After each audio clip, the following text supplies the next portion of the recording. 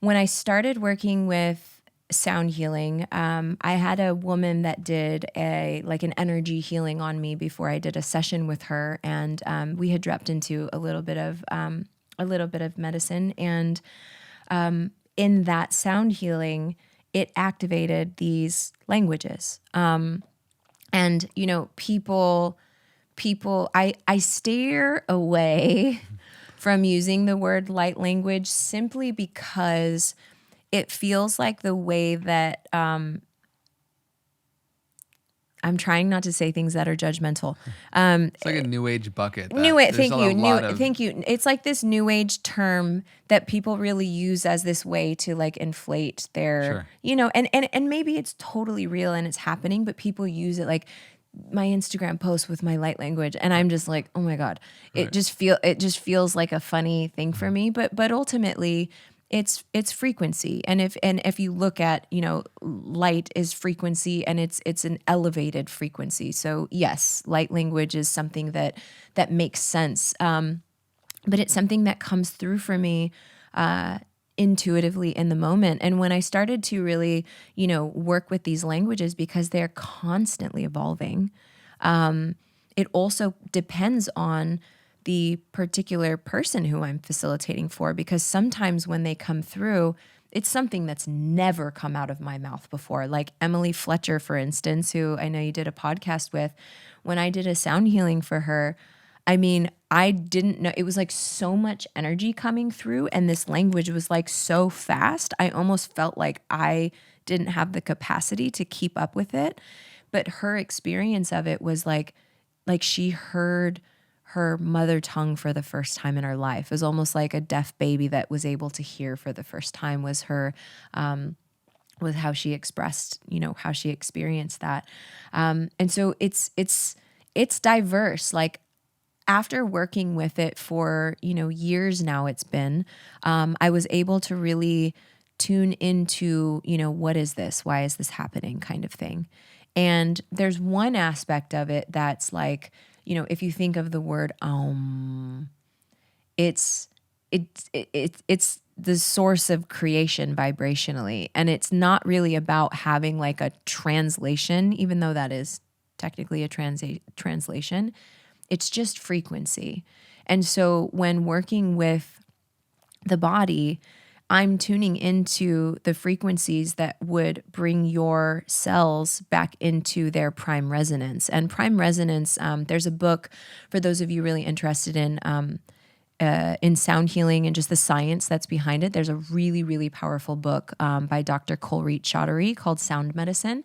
And she has, all the scientific research about, how this is working. So I think that's a good point for people who are interested. But it's like mantras. They don't have a meaning. They're just vibration.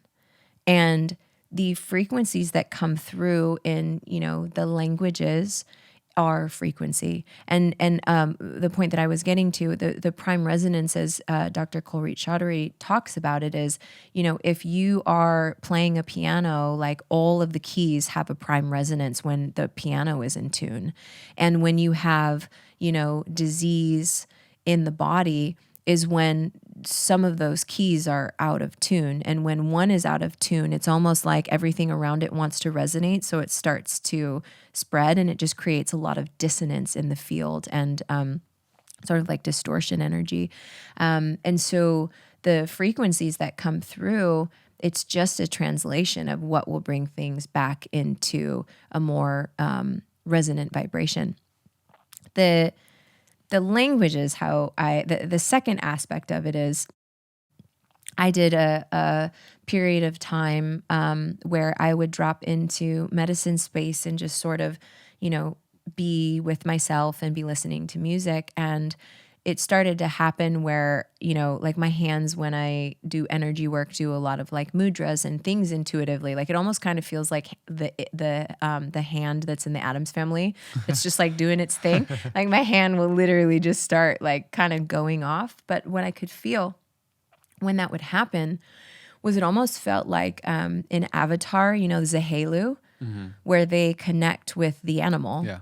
And they can feel the animal. They feel its heartbeat. It's like their consciousness merges. And so when I would go into these expanded states with medicine, it was like my consciousness, my vibration was able to elevate to a place where a being could actually connect with my consciousness, and I could feel it actually looking through my eyes and witnessing the room, and I could have like a direct dialogue, with this energy that felt outside of me. And so occasionally when I'm doing sound healing, I feel that, where the entire range of my voice changes and it gets really, really low and almost feels masculine and is not like anything that I ever typically sing. And it's almost like I have a cap on where my vocal range can go. Even if I want to take it higher, my voice won't go there. It's really, really fascinating. So I can feel when an energy feels like it's outside of myself. And the bigger thing about how I've been working with these for a really long time is when I would tune into them as they came through, they never felt foreign to me.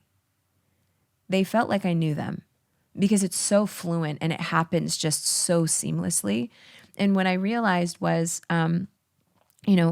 I believe that we are, it's almost like our oversoul is like this like higher being.